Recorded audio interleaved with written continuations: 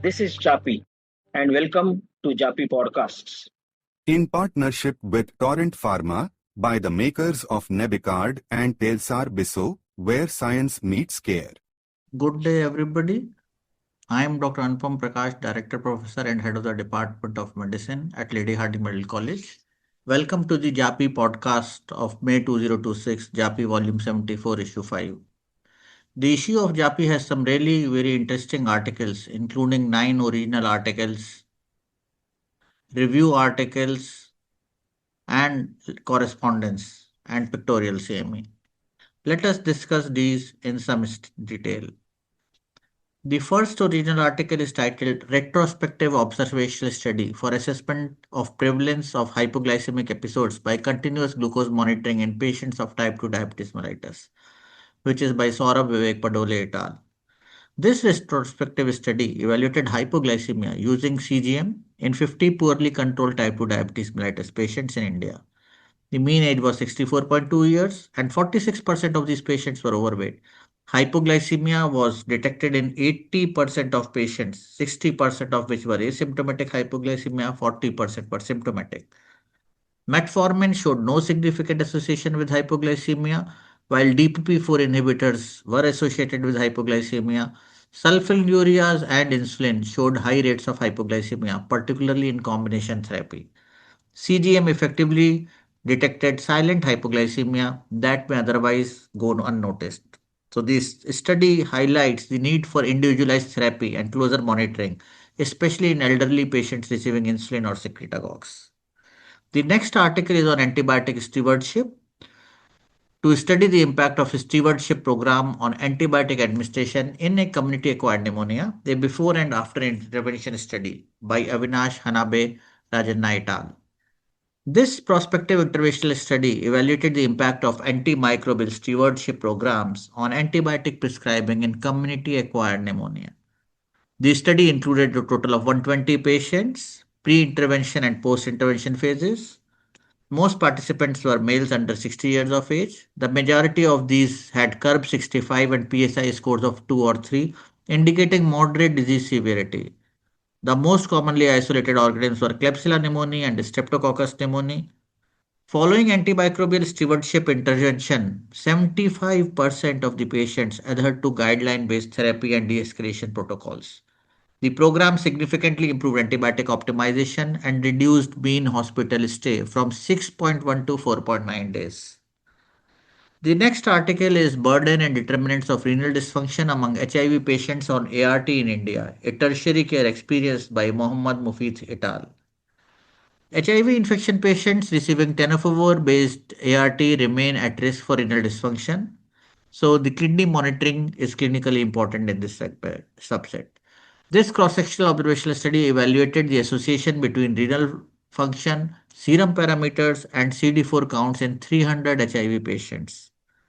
All participants were on tenofovir-based ART for at least 6 months. Nearly 45% of patients demonstrated mildly decreased renal function, while kidney failure was uncommon at 0.3%. Average patient age was approximately 38 years, and with increasing age, there was a strong association with worsening renal function. Serum potassium and albumin levels were also significantly associated with renal impairment. Importantly, 87% of the patients achieved undetectable viral loads, particularly among those with normal or mildly impaired renal function. The study emphasizes age, body weight, serum potassium, and albumin levels are significant predictors of renal function in HIV patients on tenofovir-based ART. The next article is Clinical Spectrum and Treatment Outcomes in Cluster Headache, a retrospective study of 55 patients from a tertiary care center in South India by Arul Selvan et al. This was a retrospective study which evaluated the demographic and clinical characteristics of 55 patients with cluster headache. The patients were diagnosed according to ICHD 3 criteria. Majority of the patients were men with a male to female ratio of 3.3:1. Average age of onset was 33 years with episodic cluster headache seen in over half of the patients. Headache was predominantly right-sided and commonly involved the orbitofrontal region. Autonomic symptoms were present in 92% of cases, especially lacrimation and conjunctival injection. Nocturnal attacks and periodicity were common clinical features. while aura was relatively uncommon. Some patients had associated migraine and one patient had cluster tic syndrome. Treatment with steroids and verapamil provided significant symptomatic relief with lithium and topiramate used in resistant cases. The next study is on NLR or neutrophil lymphocyte ratio and red cell distribution width as prognostic marker for severity in acute pancreatitis, an observational study by Arun Agarwal et al. The study evaluated the prognostic value of neutrophil to lymphocyte ratio and red cell distribution width in predicting disease severity. It was a prospective observational study at Fortis Escorts Hospital. A total of 54 patients with acute pancreatitis were included in the analysis. Mean patient age was approximately 42 years, and the majority of participants were male. Common presenting symptoms included abdominal pain, nausea, and vomiting. Most patients, roughly 74.1%, had mild pancreatitis, 25.9% developed severe disease. Baseline NLR values were significantly elevated and showed a marked decline over 48 hours with treatment. RDW values remained relatively stable over time but were consistently higher in severe pancreatitis cases. The study concludes that serial monitoring of NLR and RDW can help predict severity, guide early intervention, and improve clinical management in acute pancreatitis. The next study is on comparison of National Early Warning Score 2, NEWS 2 sepsis related organ failure assessment, and quick sequential organ failure assessment scores in detecting sepsis induced organ dysfunction and predicting the outcome in sepsis, a prospective observational study by Vigneshwar Prashant Umapathy et al. This prospective observational study evaluated the performance of NEWS 2 SOFA and Q-SOFA scores in predicting outcomes in patients with suspected sepsis. 140 adult patients with suspected or documented infection fulfilling SIDS criteria were included. SOFA assessment score had the highest accuracy for identifying sepsis-induced organ dysfunction. NEWS 2 performed best among admission scores for predicting in-hospital mortality. Day 2 NEWS 2 scores showed the highest predictive value for mortality and length of hospital stay among survivors. QSOFA assessment on day 2 also demonstrated good prognostic performance. However, the differences between NEWS 2 and QSOFA were not statistically significant. SOFA remained superior for assessing organ dysfunction severity in sepsis patients. Despite slightly lower predictive accuracy, QSOFA was considered simpler and faster to apply clinically. The study highlights the value of serial reassessment, particularly on day 2, for improved sepsis prognostication. The next original article is a randomized control trial, a randomized multi-center double-blind placebo-controlled prospective study to evaluate the efficacy and safety of magnesium plus vitamin D supplement as an add-on to therapy to oral hypoglycemic agents in type 2 diabetes mellitus by Sanjay Tandon et al. This randomized multi-center double-blind placebo-controlled trial evaluated magnesium and vitamin D supplementation in type 2 diabetes mellitus patients receiving oral hypoglycemic agents. 100 patients from two hospitals in India were randomized to receive either magnesium plus vitamin D, 250 milligram plus 600 IU respectively, or placebo for 90 days. The primary outcomes included fasting and postprandial blood glucose levels and changes in OHA requirements. By day 90, the supplementation group showed significant reductions in fasting blood sugar and HbA1c compared with placebo. Serum magnesium and insulin levels improved significantly in the intervention arm. Changes in insulin resistance measured by HOMA-IR were not statistically significant. Quality of life assessment using SF36 demonstrated improvements in physical function, emotional well-being, and pain scores. Diabetes symptom checklist scores also improved, particularly for hyperglycemia, cardiovascular symptoms, neuropathy, and ophthalmological complaints. Importantly, no major adverse effects were reported during the study. The study suggests that magnesium plus vitamin D supplementation may be a safe and effective adjunct to standard diabetes therapy, improving glycemic control and patient quality of life. The next article is cost variation with respect to drug price control order in different brands of cardiovascular drugs, an exploratory analysis of brands in India by Payal Sunil Thauri et al. This study evaluated price variations between marketed brands of cardiovascular drugs and the ceiling prices fixed under the National Pharmaceutical Pricing Authority (NPPA) through the Drug Price Control Order. The analysis focused on orally administered cardiovascular medications included in the NLEM, National List of Essential Medicines. Pricing data for 13 cardiovascular drugs and 274 marketed brands were analyzed. Drug prices were calculated on a per tablet or per capsule basis and compared with NPPA ceiling prices. Only three drugs, acetyl salicylic acid, isosorbate dinitrate, and digoxin, had average prices below the NPPA ceiling price. Metoprolol consistently exceeded the NPPA ceiling price across all analyzed brands. Overall, 54.4% of brands were priced higher than the prescribing ceiling price. For metoprolol 25 mg, the average excess cost was rupees 4.09 per tablet compared with NPPA limits. This translated into an additional patient expenditure of approximately rupees 1489 annually and rupees 37,219 over 25 years. Among the available brand of cardiovascular drugs, there is wide variation in prices as per NPPA CP, with more brands having prices above the CP. Pricing differences among brands should be considered by treating physicians when prescribing these drugs. The next original article is titled Prevalence of Capillary Leak Syndrome in Hemotoxic Anemia, a prospective observational study from Himachal Pradesh, India by Akshit Gupta et al. This study evaluated the prevalence of capillary leak syndrome following hemotoxic snakebite inflammation in Himachal Pradesh. It was an open cohort descriptive study was conducted over 1 year among patients admitted with hemotoxic snake bites.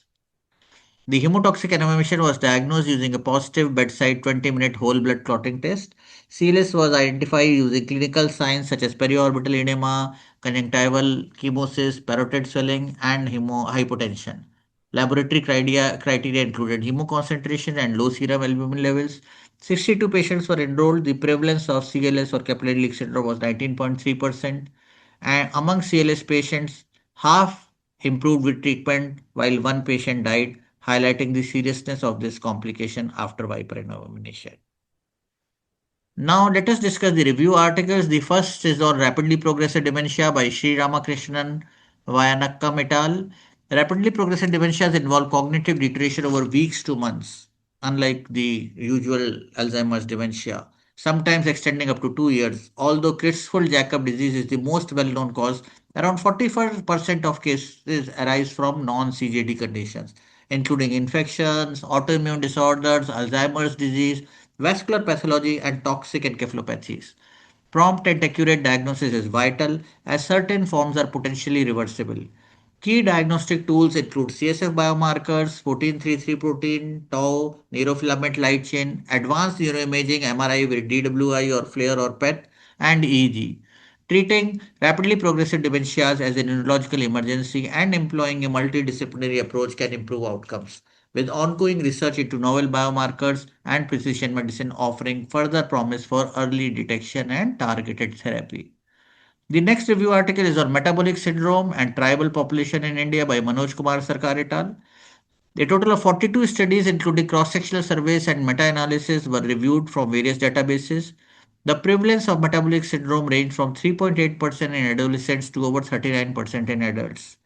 Higher prevalence was observed in females and older age groups.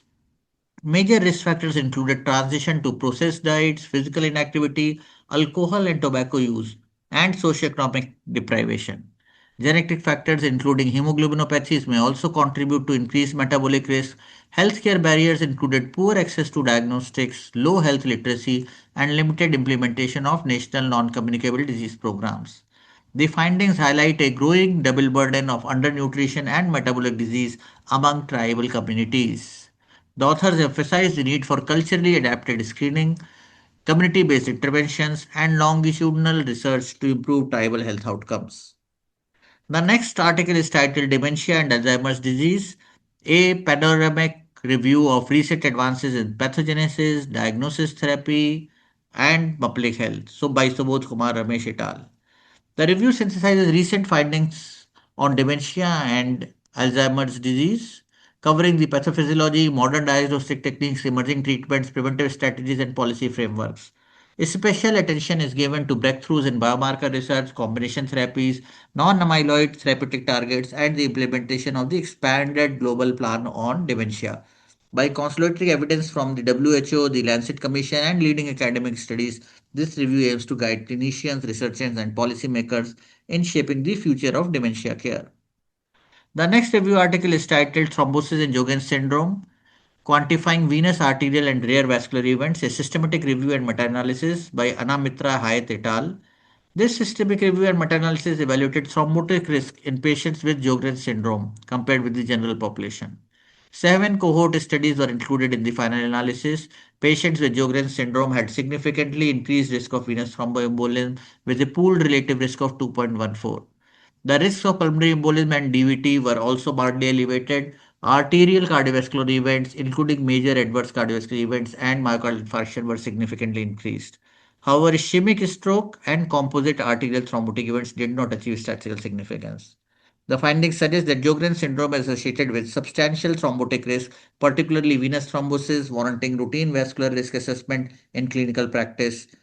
The next review article is on onconephrology, cancer, and kidney emerging challenges in management by Pavitran Kichilat et al.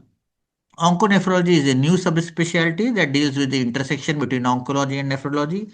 The emergence of newer modalities of cancer therapy, although prolonging life, has had adverse effects on kidney function, either due to malignancy or as a side effect of treatment. One in nine patients will likely develop cancer during their lifetime. India, with an overwhelming chronic kidney disease prevalence of 17.2%, is expected to face enormous challenges with cancer and concurrent kidney disease. Effective management requires a multidisciplinary approach that promotes collaboration between oncologists and nephrologists to enhance patient outcomes. Detailed history, physical examination, imaging, and other investigations, including tumor markers and kidney function monitoring, are mandatory for the management of individuals with cancer and acute and chronic kidney injury. This article highlights the importance of onconephrology in India. Well, that's it. Thank you for listening to JAPI Podcasts.